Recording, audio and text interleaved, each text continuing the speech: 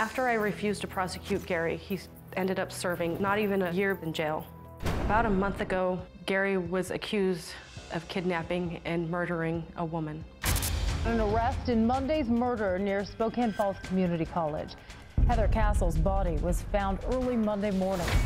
When I heard that Heather Castle was killed and Gary was the suspect, I had a complete panic attack. My coworker had to call the ambulance because I couldn't breathe and I couldn't stop shaking. I feel like I'm responsible for her death, and her death didn't have to happen. I feel completely guilty. I should have prosecuted him when I had the chance. If I had only told the truth and had him convicted, I know that I could have completely prevented this last victim being murdered. And I feel completely responsible. I'm very sorry. I don't know how to go on with my life because I'm in so much pain just thinking about it.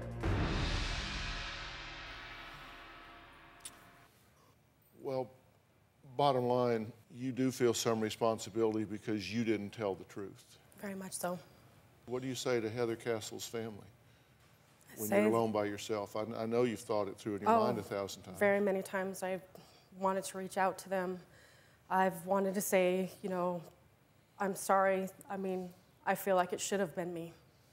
I'm sorry. I wish I would have told the truth. Your daughter should still be here to wake up with her son in the morning. Honestly, I just tell him how sorry I am and that I should have told the truth. Why didn't you? Fear. For 6.5 years, I went through torture and rape.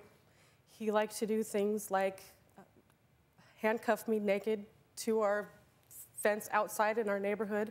He'd like to point a gun to my head and force me to get naked while we're driving. Okay, now wait a minute. You're saying this man that you're living with, this man that you had professed love to and that he loved you, would drag you into the yard naked and handcuff you to the fence? For hours. He left me, drove me to a very busy street in my city and left me naked. I had to run for cover, and he left me there for 10 minutes.